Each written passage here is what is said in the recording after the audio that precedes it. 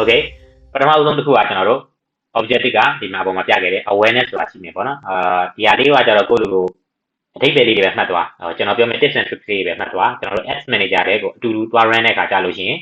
်ဒါတွေကနေကိုမြင်ရလိမ့်မယ်ပေါ့နော်ပို့ပြီးတော့နားလည်တော့ပေါက်သွားလိမ့်မယ်ပေါ့နော်အဲ့ကျွန်တော်တို့က objective က awareness ဆိုတဲ့ objective ကိုရွေးတယ်ဆိုလို့ရှိရင် performance goal လို့လည်းခေါ်လို့ရတယ်ကျွန်တော်ခုနကပြောခဲ့တဲ့ optimization ဆိုတာလည်းဒါပဲပေါ့နော် awareness အောက်မှာဆိုလို့ရှိရင်ကျွန်တော်တို့ကဒီ goal တွေဒါတွေရေးလို့ရတယ်ပေါ့နော်ဆိုတော့ကျွန်တော် glossary တွေပြောတော့မှလည်းပြောခဲ့တယ်ဟို objective နဲ့ result တွေကကိုရေးတဲ့ objective ပေါ်မူတည်ပြီးတော့ကိုရတဲ့ result ကပြောင်းသွားမယ်ပေါ့နော်ဆိုတော့ပို့ပြီးတော့ဒီလေးပြောမယ်ဆိုလို့ရှိရင်ကိုရေးတဲ့ optimization ကိုရေးတဲ့ performance goal ပေါ်မူတည်ပြီးတော့ result ကကွဲသွားလိမ့်မယ်ပေါ့နော်ဒီမှာပြောမယ်ဆိုလို့ရှိရင်ပထမတစ်ခုက maximum number of reach ပေါ့နော်ကိုကလူတွေများများကိုကျွန်တော်တို့လူများနိုင်တယ်များအောင်ပြချင်တယ်ဆိုလို့ရှိရင်တော့သူ့ရဲ့ result ကကျတော့ unit account center reach ဆိုတဲ့ result ထွက်လာလိမ့်မယ်ပေါ့နော်ဆိုတော့ unit account center reach ဆိုတာဘာလဲဆိုတော့ကျွန်တော်တို့ကFacebook Meta ပေါ့နော် Facebook Meta ဘယ်လိုမျိုးကောက်တာလဲဆိုတော့ကျွန်တော်က Facebook လည်းသုံးတယ် Instagram လည်းသုံးတယ်ဆိုလို့ရှိရင်ကျွန်တော်တို့နှစ်လုံးမကောက်ဘူးဗျာ Facebook နဲ့ Instagram နှစ်ခုပေါင်းပြီးမှ unit account center reach ပြောမယ်ဆိုလို့ရှိရင်လူတစ်ယောက်ဆိုပြီးသူကပို့ပြီးကိုယ်ပဲပြမြင်အောင်ပေးရ result ပေါ့နော်ပြောချင်တာဆိုတော့ကိုကလူများများအောင်ပြချင်တယ်ဆိုလို့ရှိရင်ကျွန်တော်တို့က maximum number reach ဆိုတဲ့ optimization goal ကိုသုံးဖို့လိုတယ်ဆိုတော့ဒါတွေက use case နဲ့ဘယ်လိုနေရာတွေမှာသုံးလို့ရလဲဆိုတော့ကိုယ့်ရဲ့လုပ်ငန်းကိုယ့်ရဲ့ brand ကပေါ့နော်ကိုယ့်ရဲ့ product ကလူသိများပြီးသားအဲ့ဒီမှာကိုက promotion တွေလုပ်ချင်တယ်ဒါမှမဟုတ်လို့ရှိရင်လည်းကိုကဒီ product နဲ့တူတဲ့product အသစ်တစ်ခုထုတ်ချင်တယ်ဆိုလို့ရှိရင် reach ကိုသုံးလို့ရတယ်ပြောချင်တာကကိုယ့်လူတွေသိပြီးသားဖြစ်တဲ့အတွက်လူများများကိုပြနိုင်ရင်ရပြီပေါ့နော်ဒီလူတွေကကိုယ့်ကိုသိပြီးသားစိတ်ဝင်စားမှုရှိမယ်လို့ယုံကြည်မှုရှိရဆိုလို့ရှိရင် maximum number reach ကိုပြလို့ရတယ်နောက်တစ်ခါကျတော့ maximum number of impression ပေါ့နော်အချိန်ကြီးများများပြဒါကတော့ brand အသစ်တွေ product အသစ်တွေဒါမှမဟုတ်ရင်ကိုယ့်ရဲ့ကြော်ညာကိုလူများများမြင်မှပဲတရားရမှတ်မိမှထင်တယ်ဆိုလို့ရှိရင်နော် maximum number of impression ကိုတောင်းမှာပေါ့နော်သူကတော့ reach တဲ့အချိန်ကြီးများများပြတာကိုသူကပို့ပြီးတော့ဦးစားပေးပြပေးလိမ့်မယ်ပေါ့နော်ဆိုတော့ကျွန်တော်glossary မှာပြောခဲ့တယ်ပဲဒါတော့ frequency တော့ကိုယ့်အကိုစဉ်းစားဖို့လိုတာပေါ့နော်ကိုယ့်ရဲ့ campaign ကဘယ်နှစ်ရက် run မှာလဲ budget ဘယ်လောက်သုံးမှာလဲ audience size ကဘယ်လောက်ရှိလဲစသည်ကိုကြည့်ပြီးတော့ကျွန်တော်တို့impression ဘယ်နှကြိမ်ပြမယ်ဆို frequency ကိုတော့ကျွန်တော် adjust လုပ်ရမယ်။နောက်တစ်ခုကကျတော့ maximum ad recall list ကျွန်တော်ပြောခဲ့တဲ့ဒါ Facebook ပြောတဲ့ definition ရဆိုလို့ရှိရင်တော့ကိုကြော်ညာကိုပြင်ပြီး2ရက်အတွင်းမေးကြည့်ရဆိုလို့ရှိရင်မှတ်မိတာကိုပြောတာပေါ့နော်။ဆိုတော့ဒါကတော့ကျွန်တော်ပြောခဲ့တယ်လို့အသုံးမများဘူးကျွန်တော်သိရတော့သုံးတဲ့ company လေးရှိနေရှင်တာပေါ့နော်။ဆိုတော့ဒါပေမဲ့ maximum ad recall list ဆိုတဲ့ goal ကိုသုံးနေဆိုလို့ရှိရင်ကျွန်တော်တို့က Facebook ကနေပြီးတော့လူဘယ်နှစ်ယောက်ကမင်းကြော်ညာမှတ်မိသွားပြီဆိုတဲ့ ad recall list ဆိုတဲ့ result ကိုပြပေးလိမ့်မယ်ပေါ့နော်။နောက်တစ်ခါကျတော့ဒီ awareness တွေမှာကျွန်တော်ပြောခဲ့သလို video view ကိုလည်းကျွန်တော် optimization goal အနေနဲ့ထားလို့ရတယ်ပထမတစ်ခါ maximum through play view အဲဆိုလို့ရှိရင် result က through play view ထွက်လာလိမ့်မယ် maximum 2 second video view ဆိုလို့ရှိရင်သူ့ရဲ့ result က2 second video view ထွက်လာလိမ့်မယ်ပေါ့နော် CPV ပေါ့နော် CPV cost per view for through play cost per view ပေါ့2 second လို့ဖြစ်လာလိမ့်မယ်ဆိုတော့ဒီမှာကျွန်တော်ပြောခဲ့သလိုပဲကျွန်တော်တို့က video view ကိုသွားတယ်ဆိုလို့ရှိရင်တော့ကျွန်တော် through play ကိုပဲကျွန်တော်ကရေးနေခြင်းတယ်ပေါ့နော်ဆိုတော့ဒီ2 second video view ကိုလုပ်တယ်ဆိုလို့ရှိရင်ရေးလိုက်တယ်ဆိုတော့ကိုယ့်လူရဲ့ဒီကြော်ညာ report ထဲမှာပေါ့နော် number ကျတော့လှနေလိမ့်မယ်4သိန်း5သိန်းရတယ်2 second video view ပါညာပေါ့နော်ဆိုတော့တကယ်လို့ဒါတော့သဘောပေါ့လေကိုယ့်လူရဲ့ဒီဟိုက manager ဒီ video view နဲ့လာပဲများကျင်တာဆိုလို့ရှိရင်တော့တမျိုးပေါ့ဒါပေမဲ့ကျွန်တော်အနေနဲ့ပြန်စဉ်းစားကြည့်လိုက်မယ်ဆိုလို့ရှိရင်ကိုယ့်လူရဲ့ video ကကြော်ညာလောက်တဲ့ video ကစက္ကန့်30လောက်ရှိတယ်ဗျအဲ့ဒါကို2 second ပဲကြည့်တဲ့ဟာကိုကိုယ့်လူရဲ့ product အကြောင်းကိုဒီလိုကတိသွားပြီလို့ကိုလူကယူဆမှာလားပေါ့နော်ကျွန်တော်ဆိုလို့ရှိရင်တော့ through play အနည်းဆုံး15 second လောက်ကြည့်သွားပြီဆိုလို့ရှိရင်တော့ပို့ပြီးတော့ဒီ brand ကိုဒီ brand အကြောင်းကိုပေါ့နော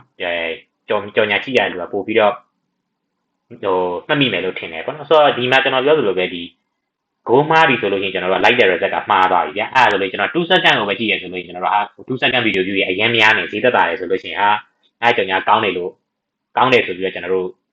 ့အထင်မှတ်မှားသွားနိုင်တယ်ပေါ့နော်ဒါမှမဟုတ်လို့ရှိရင်အဲ့ဒီအချိန်မှာ through play ကမကောင်းနေတာတော့ဖြစ်နိုင်တယ်ဆိုတော့ကျွန်တော်မြင်ပြောမယ်ဆိုလို့ရှိရင်တော့number တွေနောက်ကိုအကြည့်ရငယ်တာမလိုက်ပါနဲ့အဲ့ဒီ number နောက်ကအထိပ္ပယ်ကိုသိချကြည့်သိအောင်လုပ်ပါပြီးလို့ရှိရင်အဲ့ဒါမှာကိုရွေးတဲ့ goal နဲ့ကိုရတဲ့ result ကမှန်နေလိမ့်မယ်ကိုအတွက်လည်းတကယ်business အတွက်အကျိုးရှိလိမ့်မယ်ပေါ့နော် okay ဒီမှာဆိုလို့ရှိရင်တော့ကျွန်တော်ပြောမယ်ဆိုလို့ရှိရင်ကျွန်တော်စီမှာအသုံးများတာကျွန်တော် objective awareness ဆိုလို့ရှိရင်တော့ maximum number of impression ကိုအသုံးများကြပါတယ်ပေါ့နော်ဒီမှာတော့ okay နောက်တစ်ခုကကျတော့ engagement objective ပေါ့နော်engagement objective မှာကြားလို့ရှိရင်ကျွန်တော်တို့ကဒီအပေါ်မှာပြောခဲ့တဲ့လိုမျိုး performance goal မတိုင်ရင်ကျွန်တော်တို့က conversion location ဆိုတာရှိတယ်ပေါ့နော်ကျွန်တော်ပွင့်နေပြောမယ်ဆိုလို့ရှိရင်တော့ကျွန်တော် conversion location တဲ့ engagement location လို့ပြောတာတော့ပုံမှန်လိမ့်မယ်ပေါ့နော် engagement ဆိုတာကတော့ဘယ်လိုခြေရာမှာတုံးလဲဆိုတော့ကိုယ့်ရဲ့ကြော်ညာကိုလူတွေက response တစ်ခုလုပ်သိချင်တယ်လူတွေကကိုယ့်ရဲ့ကြော်ညာ click တာဖြစ်ပုံစံမျိုးမျိုးနဲ့မြင်ရုံပဲမြင်တာမဟုတ်ဘူး response တွေပိုရကျင်တယ်ဆိုလို့ရှိရင်ကျွန်တော် engagement ကို objective ကိုတုံးမယ်ပေါ့နော် engagement objective ကိုသုံးတယ်ဆိုလို့ကျွန်တော်တို့က conversion location ဒါမှမဟုတ် engagement location ကိုသုံးရွေးရတယ်။ဘာလို့ဆိုတော့ audience ကိုကျွန်တော်တို့က interaction တော့လုပ်သိချင်တယ် response တော့လုပ်သိချင်တယ်ဒါပေမဲ့ဘယ်နေရာမှာ response လုပ်သိချင်တယ်ဆိုရင်ရွေးရတယ်ပေါ့နော်။ပြောမယ်ဆိုလို့ရှိရင် messenger ကနေတစ်ဆင့်ကျွန်တော်တို့ response လုပ်ပြီးတော့မေးခွန်းတွေမေးသိချင်တာလား။ဒါမှမဟုတ် post ပေါ်မှာပဲ reaction comment တွေတစ်ခုကိုလုပ်သိချင်တာလား။ဒါမှမဟုတ် call ကနေတစ်ဆင့်လား website ထဲမှာလား application ထဲမှာလားဒါမှမဟုတ်ကိုယ့်ရဲ့ Facebook page ကြီးပေါ်မှာပဲကျွန်တော်တို့ကဒီ audience ကကိုယ်မြင်ပြီးတော့ဒီကြော်ညာ response လုပ်သိချင်တာလားဆိုတာကိုအရင်ဆုံး conversion location ဒါမှမဟုတ် engagement location ကိုအရင်ဆုံးကျွန်တော်တို့ရွေးရမယ်ပေါ့နော်။ Okay အဲ့ဒါဆိုလို့ရှိရင်ကျွန်တော်တို့ကခုနကပြောခဲ့တဲ့ engagement location ကကျွန်တော်တို့က message app ကိုရွေးမယ်ဆိုလို့ရှိရင်ကျွန်တော်တို့ကperformance goal ပေါ့နော်ကျွန်တော်တို့ရနိုင်တဲ့ result က2မျိုးရှိနိုင်တယ် click to message ဆိုတာတော့ကျွန်တော်တို့ကြော်ညာအောင်မြင်မယ်အောက်မှာ message button လေးကိုလာတယ်ဆိုလို့ရှိရင်ကျွန်တော်တို့ကိုmessage ကနေတစ်ဆင့်ဒီမြင်ရတဲ့ audience တွေကလာပြီးမေးရအောင်ပေါ့နော်ဆိုတော့ message conversion status ဆိုတဲ့ result ကိုရမယ်နောက်တစ်ခုကကျတော့ sponsor message ပေါ့နော် sponsor message ကကြတော့ဘယ်လိုပုံစံမျိုးလဲဆိုတော့ကိုယ့်ရဲ့ page ကိုအရင်တုန်းကလာပြီးတော့စကားပြောထားတဲ့လူတွေကိုသူကပြန်ပြီးတော့ဒီ blasting ပုံစံမျိုးပေါ့ဗျာဒီ message တွေကိုပြန်ပြီးတော့ကြော်ညာတွေပြန်ပို့တာပေါ့နော်သူကတော့ limitation တွေရှိတယ်ဒါပြောချင်တာကိုလူရဲ့ page မှာအရင်တော့လာပြီးစကားပြောမှုတဲ့လူကဥမာလူအယောက်900လောက်ပဲရှိရဆိုလို့ရှိရင်ဒီ sponsor message က run လို့အဆင်ပြေမှာမဟုတ်ဘူးဒါမှမဟုတ်လည်းကိုလူရဲ့ page မှာဒီ sponsor message run ဖို့အတွက်ကကြတော့အရင်တုန်းက live ပြောမှုတဲ့ဒီ message ပေါင်းသိန်းနဲ့ချီတန်းနဲ့ရှိရဆိုတော့ run လို့အဆင်ပြေလိမ့်မယ်ပေါ့နော်ဆိုတော့ဒီကတော့ဘယ်လိုလဲဆိုတော့ကို့မှာ promotion တွေရှိရပါညာဆိုလို့ရှိရင် sponsor message ကိုသုံးပြီးတော့သူတို့စီကို plus လုပ်လို့ရတယ်ဒါပေမဲ့သူ့မှာခုနကဟိုဘယ်နှစ်ရက်အတွင်းက message ကိုပဲပြန်ကြည့်လို့ရဆိုတာမျိုးတော့ရှိရပေါ့နော်သိပြီးတော့အသုံးမများဘူးနောက်တစ်ခါကျတော့ conversion location engagement location က on your post ပေါ့နော်ကိုယ့်ရဲ့ကြော်ညာဒီ post ပေါ်မှာပဲရွေးတယ်ဆိုလို့ရှိရင်သူက optimization goal ကဒါမှမဟုတ်လို့ရှိရင် ad goal ကတို့က5ခုရှိမယ်ပေါ့နော် sorry 4ခုရှိမယ်ပေါ့နော်ပထမတစ်ခုကကျတော့ video နဲ့ဆိုင်တဲ့ဟာပေါ့နော်သူတို့တွေပဲဖြစ်ဖြစ်ကိုယ့်ရဲ့ post က video ဆိုလို့ရှိရင်သူတို့ play ပဲဖြစ်ဖြစ်2 second ပဲဖြစ်ဖြစ်ရွေးလို့ရမယ်ကိုယ့်ရဲ့ post ကကြတော့ဒီတိုင်းပဲဟို single photo post တွေဒါမှ multiple photo ပေါ့နော် gallery post လေး photo လေးအများကြီးသုံးနိုင်ရမယ်ဆိုလို့ရှိရင်ဒီ post engagement ကိုသုံးရမယ်နောက်တစ်ခုကကြတော့ event response နဲ့ reminder set ပေါ့နော်ဒါကတော့အရင်အသုံးမများဘူးဒါပေမဲ့ကိုလူကကြတော့ကိုလူရဲ့လုပ်ငန်းကပွဲတွေခဏခဏလုပ်တယ်ဆိုလို့ရှိရင် event response နဲ့ reminder set ကိုသုံးလို့ရရင်ပေါ့နော် event response ဆိုတာတစ်ခါဆိုလို့ရှိရင် Facebook ပေါ်မှာ event ဆိုတာလေးမြင်ဥပါလိမ့်မယ်သူ့အောက်မှာ interested တို့ going တို့နှိပ်လို့ရတယ်ဆိုတော့ဒီဟာတော့ကိုလည်းကြော်ညာ run လို့ရတယ်နော် event response တွေအများကြီးရအောင် run လို့ရတယ်ပေါ့နော်နောက်ပြီးတော့ reminder set ပေါ့နော် reminder set ကတော့နောက်ဆုံးပေါ်လာတဲ့ performance ကို goal ပေါ့နော်ဒါမှမဟုတ် optimization လို့ပြောလို့ရတယ်နော်သူကဘယ်လဲဆို ID ရဲ့ post မှာသူက reminder set ဆိုတဲ့ဟာလေးပါတယ်ဗျာအဲ့ကလေးလေးကိုနှိပ်လိုက်တယ်ဆိုလို့ရှိရင်သူကဒီပွဲရောက်တဲ့နေ့ဒါမှမဟုတ်ကိုလူက promotion နေ့ဆိုလို့ရှိရင်ဒီ reminder set လေးကသူတို့စီကို reminder တွားတက်တယ်ပေါ့နော်ပြောချင်တာကကို့မှာနောက်ထပ်တစ်လမှာပွဲတစ်ခုရှိတယ်ကိုယ့်ရဲ့နောက်ထပ်တစ်လမှာ promotion တွေပါတယ်ရှိတယ်ဆိုလို့ရှိရင်ဒီ event response တို့ reminder set တို့နဲ့ပြောမယ်ဆိုလို့ရှိရင်ဒီကိုယ့်ရဲ့ audience တွေကပရိသတ်ကမမေ့အောင်လုပ်လို့ရတဲ့ပုံစံမျိုးသွားလို့ရတယ်ပေါ့နော်နောက်တစ်ခါကျ call ပေါ့နော် call ကကြတော့ဒီကျွန်တော်တို့ post ရဲ့အောက်မှာကျွန်တော်တို့က call now ဆိုတဲ့ button လေးပါမယ်နှိပ်လိုက်တယ်ဆိုလို့ရှိရင်ကိုထည့်ထားတဲ့ဖုန်းနံပါတ်ကနေတစ်ဆင့်ကိုယ့်စီကိုဖုန်းဝင်လာလိမ့်မယ်ပေါ့နော်ဆိုတော့ဒီဟာကိုတော့ကျွန်တော်ပွင့်လို့ပြောမယ်ဆိုလို့ရင်တိတ်အားမပေးဘူးဘာဖြစ်လဲဆိုတော့ဟိုအားပေးဘူးဆိုတာတော်တော်များများကဟိုတုံးလို့ဆိုလို့ရှိရင်ဗာလဲဆိုတော့ call တွေတော့အများကြီးနှိပ်မိရတယ်လူတွေကမှားပြီးနှိပ်မိကြပေါ့နော်ဆိုတော့ကိုယ့်လူရဲ့လုပ်ငန်းမှာဒီအများကြီးဖြေပေးနိုင်တဲ့လူမျိုးမရှိဘူးဆိုလို့ရှိရင်တော့အဆင်မပြေဘူးပြီးလို့ရှိရင်ပြောချင်တာဒီ call တွေရတိုင်းလည်းတကယ်တမ်းစိတ်ဝင်စားတာမဟုတ်ဘဲနဲ့ဟိုမှားနှိပ်မိတဲ့ call တွေပိုများတယ်ဆိုတဲ့ insight ကိုကျွန်တော်တွေ့တယ်ပေါ့နော်ဆိုတော့စမ်းကြည့်ရင်တော့စမ်းကြည့်လို့ရတယ်ဒါမဲ့တော့လည်းပဲအလုပ်ချုပ်လိမ့်မယ်ပြီးလို့ရှိရင် call တွေကလည်း quality call တွေမဖြစ်ဘူးကတော့များတယ်ပေါ့နော်နောက်တစ်ခုကကြတော့ engagement website ပေါ်မှာဖြစ်နေတာဆိုလို့ရှိရင် link လေးဆိုလည်းရတယ်ပြီးလို့ရှိရင် in web action ပေါ့နော် in web action အကြောင်းတော့ကျွန်တော်ပြမှာမဟုတ်ဘူးဒီ website လေးရောက်သွားတဲ့အချိန်မှာဘယ်လိုမျိုးလုပ်သွားလဲဆိုတာ track လုပ်တဲ့ဟာမျိုးရှိမယ် application လည်း website ကြီးတူပဲနောက်တစ်ခုကကြတော့ Facebook page ပေါ့နော် Facebook page ကတော့ရှင်းတယ်သူ့ရဲ့ optimization ကတစ်ခုပဲရှိမယ် maximize page like ပေါ့နော်ကိုယ့်ရဲ့ page ကအသစ်ဖြစ်နေတယ်ဆိုလို့ရှိရင်တော့ဒီ page type လေးနည်းနည်း run ဟို recommend ပေးတယ်ပေါ့နော်page type ဥမာပြောချင်တာကကိုယ့်ရဲ့ page မှာ like က100လောက်ပဲရှိတယ်ဆိုလို့ရှိရင် audience ရဲ့ trust ကတစ်မျိုးပေါ့နော်ဒါမှမဟုတ်လို့ရှိရင် page like နဲ့များတယ်ဆိုလို့ရှိရင်တော့လူတွေကနည်းနည်းလေး traffic ရတဲ့သဘောမှာတော့မြန်မာနိုင်ငံမှာတော့ရှိတယ်ပေါ့နော်ဒါကတော့ page like ကို run လို့ရတယ်ပေါ့နော်တော့တချို့သော corporate business တွေကြောက်လဲဒီ competitor ရဲ့ page like number ကများနေရမယ်လို့ပါလို့ရှိရဆိုလို့ရှိရင်တော့ဒီ page like objective ကိုကျွန်တော်တို့ကသုံးလို့ရတယ်ပေါ့နော်ဆိုတော့ကျွန်တော်တို့ engagement objective အောက်မှာဆိုလို့ရှိရင်အသုံးများတဲ့ goal တွေကကြတော့ဒီ message ပေါ့နော် click to message ကိုအသုံးများရတယ် video through play အသုံးများရတယ်နောက်တစ်ခုကကြတော့ post engagement ကိုပဲအသုံးများရတယ်ပြီးလို့ရှိရင် messenger page like ကိုအသုံးများရတယ်ပေါ့နော်ဆိုတော့ဒီ objective ကိုရွေးရဆိုလို့ရှိရင်တော့တခြား performance goal တွေတော့တိတ်ပြီးတော့အသုံးမများကြဘူးဒါကတော့အသုံးများတဲ့ objective goal တွေပေါ့နော် okay နောက်တစ်ခါကျကျွန်တော်တို့ traffic ကိုတွားကြည့်အောင် traffic ဆိုတာကတော့ကျွန်တော်တို့ကပြောမယ်ဆိုလို့ရှိရင် post ပေါ်မှာ engagement ရတာဆိုတာတဲ့ဒီ post အောက်မှာကျွန်တော်တို့land more တို့ shop now တို့ buy now စသဖြင့် button လေးတစ်ခုပါမယ်အဲ့ဒါကိုနှိပ်ပြီးတော့ဒီ Facebook post ကနေထွက်ပြီးတခြားနေရာရောက်သွားတဲ့ဟာတော့အဓိကရအောင်လုပ်တာပေါ့နော်ဆိုတော့အဓိက website ဆိုလို့ရှိရင်ဒီ land more ကိုအများများနှိပ်လို့ရအောင် link လေးရှိမယ်အဲ့ဒါဆိုလို့ရှိရင်သူ့ရဲ့ result က link လေးရှိမယ်နောက်တစ်ခါကျတော့ landing page view ပေါ့နော်ဒါကတော့သူက click နှိပ်ရင်မဟုတ်ဘူး click နှိပ်ပြီးတော့ကျွန်တော် website တွေကိုလည်းရောက်သွားတဲ့ဟာမျိုးပြောချင်တာပေါ့နော်ဆိုတော့ကျွန်တော်ရှေ့မှာလည်း mention လုပ်ခဲ့တယ်ဒီနှစ်ခုကြားထဲမှာကွာဟချက်ရှိတယ်ဗျာ link လေးနှိပ်တိုင်းလည်းကိုယ့်ရဲ့ website တွေကိုလူတွေရောက်လာတာမဟုတ်ဘူး။တစ်ခါလေကြာလို့ရှိရင်မှားပြီးတော့နှိပ်ပြီးတော့ website တွေကမြောက်ပြန်ထွက်သွားတဲ့ဟာတွေလည်းအများကြီးရှိတယ်ပေါ့။ဆိုတော့ landing page view ကတော့တစ်ခါလေ website တွေကို landed လုပ်ပြောမယ်ဆိုလို့ရှိရင် browser တွေကိုရောက်မှာ website ကြီးက loading လုပ်ပြီးတော့ပေါ်လာကမှ landing page view လို့ကောက်တာပေါ့နော်။ဆိုတော့ app ဆိုလို့ရှိရင်လည်း app application နဲ့ဆိုလို့ရှိရင်လည်း maximize click ရှိနေပေါ့နော်။ဆိုတော့ဒီ application run ဖို့ဆိုလို့ရှိရင်တော့လွယ်လွယ်နဲ့ run လို့မရဘူး။သူကကျွန်တော်တို့ခုမှ application ရှိတယ်ဆိုလို့ရှိရင်နော် developer.facebook.com ဆိုတဲ့ဟာမှာသွားပြီးတော့ကျွန်တော်တို့ register လုပ်ပြီးမှဒီ app တက်ကို run လုပ်ရတယ်ပေါ့နော်။နောက်တစ်ခါကျတော့ messaging app ပေါ့နော်ပြောချင်တာကျွန်တော်တို့ကနှိပ်လိုက်တယ်ဆိုလို့ရှိရင်ကျွန်တော်တို့ရဲ့ message ထဲကိုရောက်လာပြန်ပြီး drive လုပ်တဲ့ဟာမျိုးပေါ့နော်နောက်တော့ Instagram profile ဆိုတော့ဒါကလည်းနှိပ်လိုက်တယ်ဆိုလို့ကျွန်တော်တို့ IG ထဲကိုရောက်သွားပါတော့ဆိုတော့အဓိကပါလဲဆိုတော့ Facebook မှာကြတော့ခုနကတော့ပြောခဲ့တယ်လို့ page like ဘက်ကိုကျွန်တော်တို့ကကြော်ညာ run လို့ရတယ်ပေါ့နော် follower တွေတိုးလာအောင် page like number တွေတိုးလာအောင်Facebook page ကို run လို့ရတယ်ဒါပေမဲ့ Instagram မှာကြအဲ့လိုမရှိဘူးကြာဆိုတော့ဒီအနည်းဆက်ကောင်ကဒီဟာလုပ်လို့ရတယ်နော် profile visit ပေါ့နော်ကျွန်တော်တို့ရဲ့ Instagram ထဲကိုလူတွေရအောင်တစ်ဖက်လက်နဲ့ဒီကြော်ညာနဲ့တော့လုပ်လို့ရတယ်ဒါပေမဲ့သူ့ရဲ့ result ကတော့ profile visit ဆိုတဲ့ result ပဲထွက်မှာInstagram မှာသိရမလား follower တွေတိုးလာတာမတိုးလာတာကတော့ကိုယ့် Instagram ကဘယ်လောက်ထိ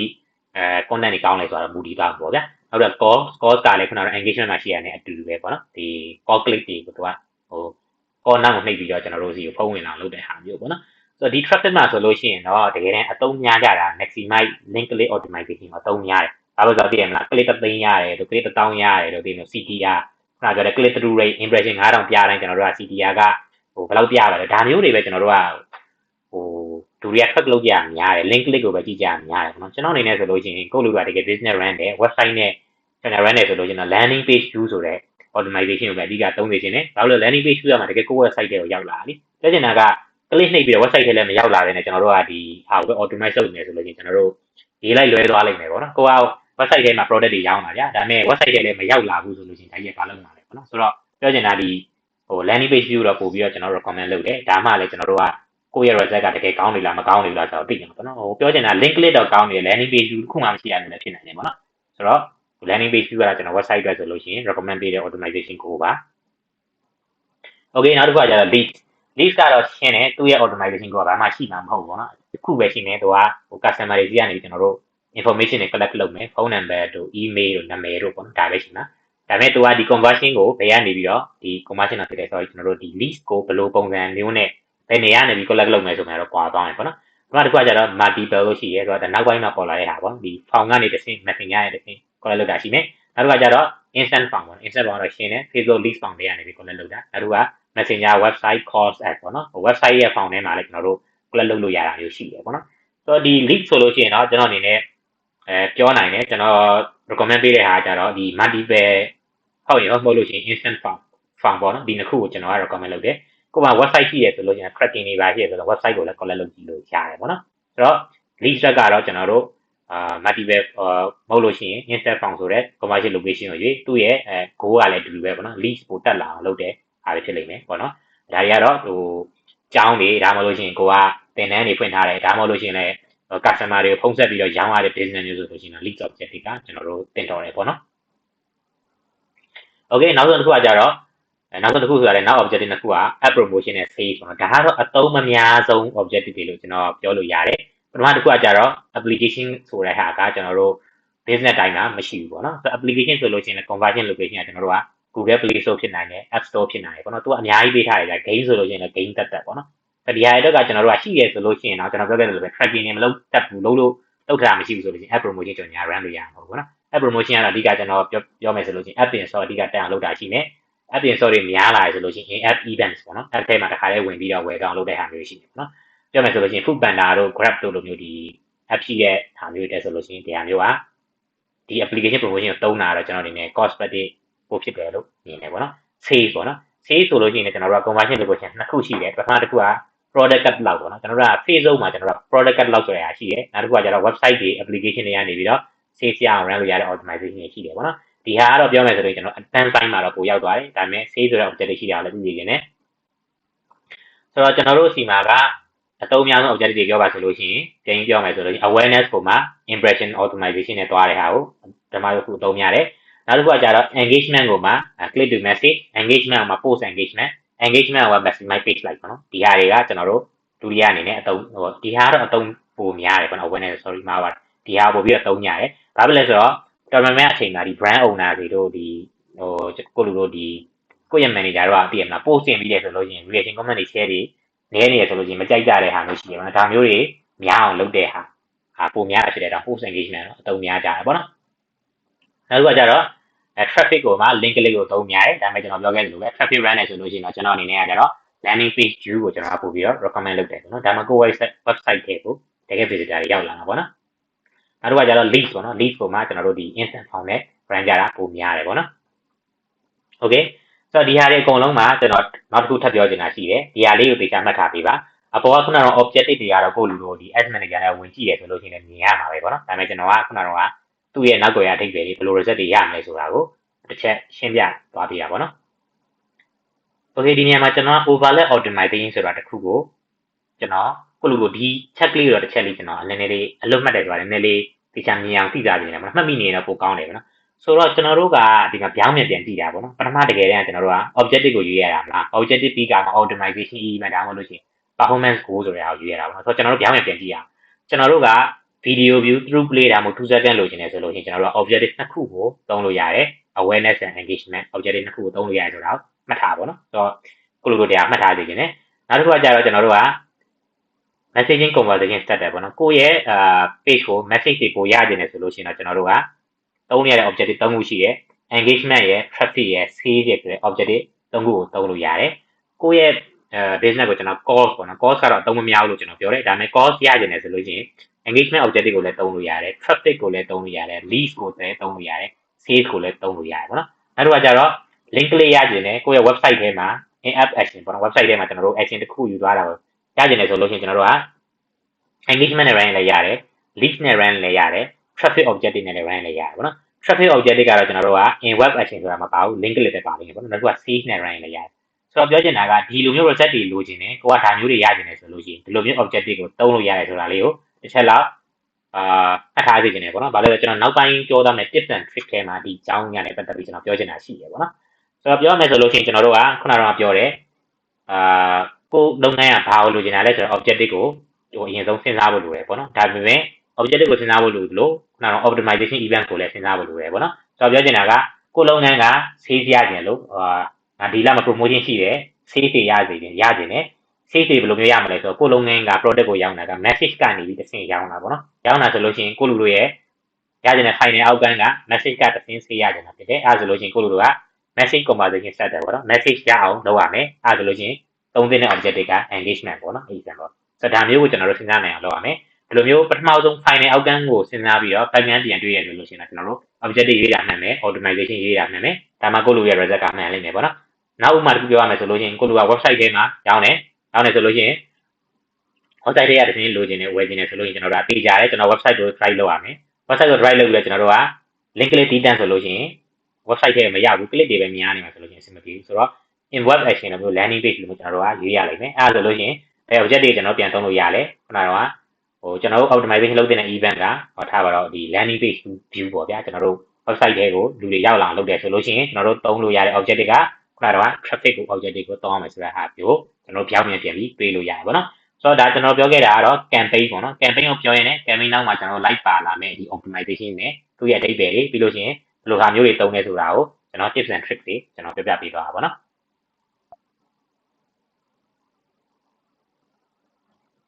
်အဲ့တော့ကိုလူတို့ကျွန်တော်တို့ဒီမှာ recap နဲ့ပြန်ပြောရမယ်ဆိုလို့ရှိရင် ads manager တစ်ခု create လုပ်တာလွယ်လွယ်လေးပဲ payment method ထည့်မယ်ကျွန်တော်တို့ create လုပ်မယ့်နေရာကmeta business feed ထဲကလုပ်လို့ရတယ် o business manager ရဲ့ setting ထဲမှာတွား create လုပ်လို့ရတယ်ပြီးလို့ရှိရင် payment method ထည့်ရမယ် payment method ကတော့ကျွန်တော်ပြောခဲ့တာ၃ခုတော့ရှိတယ်ဒါမြန်မာနိုင်ငံအနေနဲ့ကတော့ဒီvisa ကတ်တွေ master ကတ်တွေပဲထည့်ပြီးသုံးနေရအောင်ပါပဲပေါ့နော်အဲ့ဒါရှိမယ်ပြီးလို့ရှိရင်ကျွန်တော်တို့က ads manager အကြောင်းပြောတဲ့အချိန်မှာကျွန်တော် campaign asset နဲ့ ads ဆိုတာရှိတယ်လို့ကျွန်တော်ပြောခဲ့တယ်ပြီးတော့နောက်တစ်ခုပြောခဲ့တာ campaign အောက်မှာ asset တွေအများကြီးရှိနိုင်တယ် asset အောက်မှာ ads တွေအများကြီးရှိနိုင်တယ်ဆိုတာကိုလည်းမှတ်ထားဖို့ကျွန်တော်ပြောခဲ့တယ်ပေါ့နော်နောက်တစ်ခုကကျတော့ campaign မှာပါတဲ့ objective တွေအကြောင်းကိုပြောခဲ့တယ်ပြီးလို့ရှိရင်ဒီ objective တွေနဲ့ ဘလို့ optimization တွေကတွဲရဲရှိလဲဆိုတာကိုကျွန်တော်ပြောခဲ့တယ်ပေါ့နော်ဆိုရင်နောက်ဆုံးတစ်ခုပေါ့နော် overlay optimization ဆိုတဲ့ဟာလေးကိုတော့ပြန်ကြည့်ပြီးတော့တခြားလေးမှတ်ထားစေချင်တယ်အဲဒါနောက်ပိုင်းကျွန်တော်တို့လူတွေကျွန်တော်သတိထားမိတဲ့ပုံမှန်အသုံးပြုနေကြတဲ့ပုံစံပေါ့နော်အဲ့လိုပုံစံမဟုတ်ဘဲねကျွန်တော် tips and trick မှာကြာတော့လို့ရှိရင်ဘယ်လိုမျိုးလုပ်လိုက်ရင်တော့ကိုလူကဒီလိုတဲ့ result ကိုရနိုင်တယ်လေဆိုတာကိုကျွန်တော်တို့နောက်ပဲပြောပြပေးဖို့ရှိတာဖြစ်တဲ့အတွက်ဒါလေးကိုမှတ်ထားစေချင်တယ်ပေါ့နော် okay ကျွန်တော် next chapter မှာတော့ကျွန်တော်တို့ asset level ကိုကျွန်တော်တို့ပြောကြရပါပေါ့နော် okay next chapter မှာတွေ့ပါမယ်